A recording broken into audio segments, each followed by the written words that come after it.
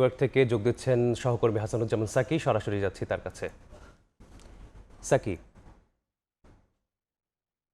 প্রধান উপদেষ্টা ডক্টর মোহাম্মদ ইউনূস তিনি তার অন্তর্বর্তী সরকারের দ্বিতীয় মেয়াদে জাতিসংঘের সফর করছেন এবং তিনি বিকেলবেলায় নিউ ইয়র্কে এসে পৌঁছান এমিরেটস এয়ারলাইন্সের একটি বাণিজ্যিক ফ্লাইটে এবং সেখানে তিনি বিএনপির দুজন, জামাতে ইসলামের একজন এবং এনসিপির দুজন নেতাকে সঙ্গে নিয়ে এসেছেন এবং সেই সঙ্গে তিনি 5-6 জন উপদেষ্টা পরিষদের সদস্য তার সফর সঙ্গী হিসেবে আছেন।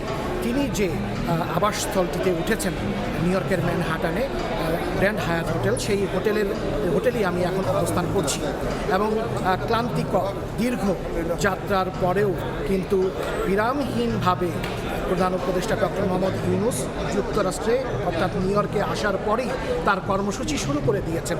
তিনি যখন তার আবাসস্থল গ্র্যান্ড হায়াত হোটেলে উঠেন তার পরপরই এখানে ভারতে নিযুক্ত মার্কিন রাষ্ট্রদূত, যিনি দক্ষিণ এবং মধ্য এশিয়ারও যুক্তরাষ্ট্রের বিশেষ দূত সার্জিও গোর, তার সঙ্গে সৌজন্য সাক্ষাৎ করেছেন এবং বৈঠক করেছেন।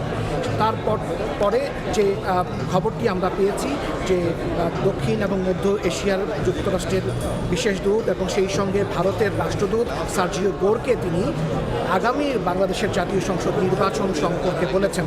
তিনি বলেছেন যে তার সরকার আগামী বছরের ফেব্রুয়ারিতে একটি সুষ্ঠু, নিরপেক্ষ, গঠনমূলক একটি নির্বাচন, অন্তর্ভুক্তিমূলক একটি নির্বাচন করতে চায় এবং সেজন্য তার সরকার সব ধরনের প্রস্তুতি নিয়েছে। তিনি দ্ব্যর্থহীন ভাষায় আবারও বাংলাদেশের যে নির্বাচনটি ফেব্রুয়ারিতেই হবে সেই বিষয়টি মার্কিন রাষ্ট্রদূতকে জানিয়েছেন। তার পরপরই আমরা দেখেছি যে 8 ঘন্টা থেকে 1 ঘন্টার মধ্যে এই বৈঠকটি করার পরে তিনি হয়তো বিশ্রাম নেওয়ার কোনো সুযোগই পাননি। তিনি কিন্তু আবার এসডিজির, জাতিসংঘের সাধারণ পরিষদের অধিবেশনের যে সাইডলাইন, সেই সাইডলাইনে একটি বিজনেস, সোশ্যাল বিজনেস, সামাজিক ব্যবসা, সেই সামাজিক ব্যবসা সংক্রান্ত একটি সাইডলাইন বৈঠকে অংশ নেওয়ার জন্য তিনি জাতিসংঘে গেছেন এবং সেইখানে তিনি এই মুহূর্তে অংশগ্রহণ করছেন এবং প্রধান উপদেষ্টার সঙ্গে ঊর্ধ্বতন কর্তৃপক্ষ, কয়েকজন উপদেষ্টা এবং তার যে প্রেস সচিব, তারা সফরসঙ্গী হিসেবে জাতিসংঘের ভেতরে অভ্যন্তরে এখন যে অনুষ্ঠানটি চলছে সেই অনুষ্ঠানে তার সঙ্গে অর্থাৎ প্রধান উপদেষ্টা ডক্টর মোহাম্মদ ইউনূসের সঙ্গে আছেন।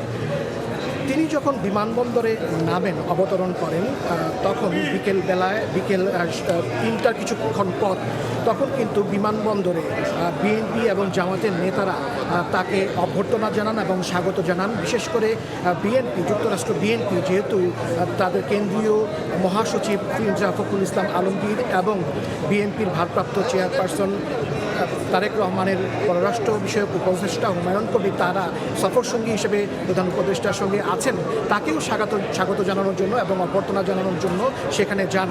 এবং আমরা দেখেছি যে সেই সঙ্গে কিন্তু বাংলাদেশে রাজনৈতিক কার্যক্রমের উপর নিষিদ্ধ ঘোষিত আওয়ামী লীগ, তারাও কিন্তু সেখানে জড়ো হয়েছিল। প্রধান উপদেষ্টার যে বিমান এমিরেটস এয়ারলাইন্স, সেটি নামে জন এফ কেনেডি আন্তর্জাতিক বিমানবন্দরের 4 নম্বর টার্মিনালে, কিন্তু 4 নম্বর টার্মিনালে কিন্তু কেউই বিক্ষোভ করার জন্য কিংবা অভ্যর্থনা জানানোর জন্য কোনো রকম নিরাপত্তা অনুমতি পাননি। তাদেরকে অনুমতি দেওয়া হয়েছিল প্রায় 3 থেকে 4 কিলোমিটার দূরে 8 নম্বর যে টার্মিনাল, সেই টার্মিনালে। সেখানেই মোটামুটি শান্তিপূর্ণভাবেই এখানে অভ্যর্থনা এবং সমাবেশ দুই পক্ষই সেটি করেছে। কিন্তু তারপরে একটি অপ্রীতিকর ঘটনা ঘটেছে। প্রধান উপদেষ্টার বহর চলে এসেছে আবাসস্থলে। অন্যদিকে তার সফরসঙ্গী হিসেবে এনসিপির দুজন নেতা ডক্টর তাসনিম জারা এবং আক্তার হোসেন, তারা এবং সেই সঙ্গে বিএনপির মহাসচিব মির্জা ফখরুল ইসলাম আলমগীর, তিনি কিন্তু সাধারণভাবেই তিনি কিন্তু বিমানবন্দরের ইমিগ্রেশন পার হয়ে বাইরে গাড়িতে উঠেন। এই সময়ে আওয়ামী লীগের যে স্থানীয় নেতাকর্মী, তারা কিন্তু ডক্টর তাসনিম জারা এবং আক্তার হোসেনের উপরে হামলা করে, তারা ডিম নিক্ষেপ করে। এরপরে এই আবাসস্থলে এসে ডক্টর তাসনিম জারা এবং আক্তার হোসেন এবং সেই সঙ্গে জামাতের নায়েবে আমির সৈয়দ আবদুল্লাহ মোহাম্মদ তাহের, তিনি কিন্তু সাংবাদিকদেরকে প্রতিক্রিয়া দিয়েছেন। তিনি বলেছেন এটি কোনো রকমই কোনো বিব্রতকর ঘটনা নয়, এটি কোনো রকমই উদ্বেগজনক কোনো ঘটনা নয়। দীর্ঘদিন ধরে বাংলাদেশের রাজনীতিতে এটি হয়ে আসছে।